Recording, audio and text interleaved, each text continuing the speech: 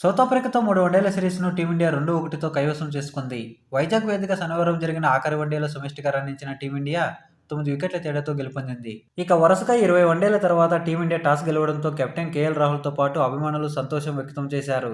Audience గట్టిగా అరుస్తూ సంబరాలు చేసుకోగా హమ్మయ్య టాస్ గెలిచామని కేఎల్ రాహుల్ ఎక్స్‌ప్రెషన్ ఇచ్చాడు. టీమిండియా చివరిసారిగా వన్డే ప్రపంచ కప్ 2023లో న్యూజిలాండ్‌తో జరిగిన సెమీఫైనల్‌లో టాస్ గెలిచింది.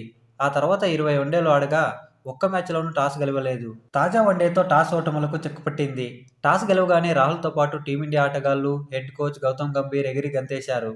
మ్యాచ్ గెలిచిన తరహాలో సంబరాలు చేసుకున్నారు.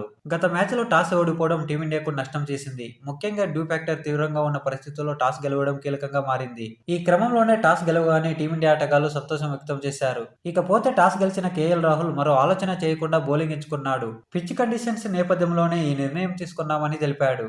ఇక మ్యాచ్ హైలైట్స్‌లోకి వెళ్తే టాస్ ఓడి బ్యాటింగ్ దిగిన సౌత్ ఆఫ్రికా 47.5 ఓవర్లలో 270 పరుగులకు ఆలౌట్ అయింది. క్వింటన్ డీకాక్ సెంచరీతో చెలరేగగా టెంబో ఉమా కీలక ఇన్నింగ్స్ ఆడాడు. భారత బౌలర్లలో కుల్దీప్ యాదవ్, ప్రసిద్ధ్ కృష్ణ 4 వికెట్లు తీయగా హర్షదీప్ సింగ్, రవీంద్ర జడేజా తలో వికెట్ తీసుకున్నారు. కుల్దీప్ యాదవ్ టీమిండియా పరంగా వన్డేల్లో మోస్ట్ 4+ వికెట్ సాల్ తీసుకున్న ఆటగాడిగా 3వ ప్లేస్‌లో నిలిచాడు. ఈ జాబితాలో 16 సార్లు మహమ్మద్ షమి 4+ వికెట్ సాల్స్‌ను తీసుకున్నాడు. రెండో స్థానంలో అజిత్ అగర్కర్ 12 సార్లు అండ్ మూడో స్థానంలో కుల్దీప్ యాదవ్ 11 సార్లు అండ్ 4, 5 స్థానాల్లో అనిల్ కుంబ్లే అండ్ జౌగల్ శ్రీనాథ్ 10 సార్లు తీసుకున్నారు. ఇక అనంతరం లక్ష్య ఛేదనలో టీమిండియా 39.5 ఓవర్లలో వికెట్ నష్టానికి 271 పరుగులు చేసి సునాయాసన విజయాన్ని అందుకుంది. యశస్వి జైస్వాల్ సెంచరీతో చెలరేగగా విరాట్ కోహ్లీ అండ్ రోహిత్ శర్మ హాఫ్ సెంచరీలతో రాణించారు. ఇక తొలి 2 వన్డేల్లో విఫలమైన యశస్వి జైస్వాల్ 3వ వన్డేలో అదరగొట్టాడు. ఈ మ్యాచ్లో 111 బంతుల్లోనే సెంచరీ మార్కును అందుకున్నాడు. దీంతో వన్డే కెరీర్లో తొలి సెంచరీని సాధించాడు.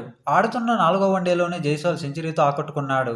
ఈ సెంచరీ కొట్టడం ద్వారా జైస్వాల్ ఒక రికార్డును నెలకొల్పాడు. అంతర్జాతీయ వన్డే, టీ20, టెస్ట్ 3 ఫార్మాట్లలో సెంచరీ చేసిన 6వ భారత క్రికెటర్గా నిలిచాడు. ఈ జాబితాలో సురేష్ రైనా, రోహిత్ శర్మ, కేఎల్ రాహుల్, విరాట్ కోహ్లీ, శుభ్మాన్ గిల్, యశస్వి జైస్వాల్ ఉన్నారు. 23 ఏళ్ల వయసులోనే జైస్వాల్ ఈ ఘనతను అందుకోవడం విశేషం. ఇక ఈ మ్యాచ్లో 73 బంతుల్లో 7 ఫోర్లు, 3 సిక్సర్లతో 75 పరుగులు చేసిన రోహిత్ శర్మ మొత్తం 3 ఫార్మాట్లలో కలిపి 20,000 పరుగులను అందుకున్నాడు. 26 పరుగుల వ్యక్తిగత స్కోరు వద్ద ఈ ఫీట్‌ను హిట్‌మ్యాన్ అందుకున్నాడు. తద్వారా ఈ ఫీట్ సాధించిన 4వ ఆటగాడిగా రోహిత్ శర్మ రికార్డులోకి ఎక్కాడు. రోహిత్ శర్మ కంటే ముందు సచిన్ టెండూల్కర్, విరాట్ కోహ్లీ, రాహుల్ ద్రావిడ్ ఉన్నారు.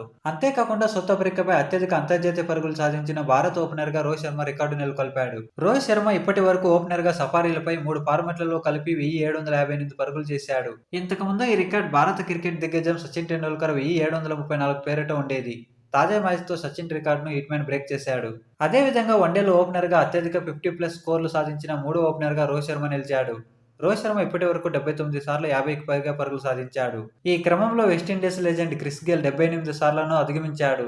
ఇక ఈ మ్యాచ్లో 45 బంతుల్లో 6 ఫోర్లు, 3 సిక్సర్లతో 65 పరుగులు చేసిన Virat Kohli men's international cricket పరంగా 20వ ప్లేయర్ ఆఫ్ ది సిరీస్ అవార్డును అందుకున్నాడు. దీంతో సచిన్ టెండూల్కర్ 19 సార్ల ప్లేయర్ ఆఫ్ ది సిరీస్ అవార్డులను బ్రేక్ చేశాడు. ఇక వన్డేల్లో కూడా most player of the series అవార్డులు అందుకున్న జాబితాలో విరాట్ కోహ్లీ 11 సార్లు, సనత్ జయసూర్య సరసన చేరాడు. ఈ జాబితాలో సచిన్ టెండూల్కర్ 14 సార్లతో మొదటి స్థానంలో ఉన్నాడు.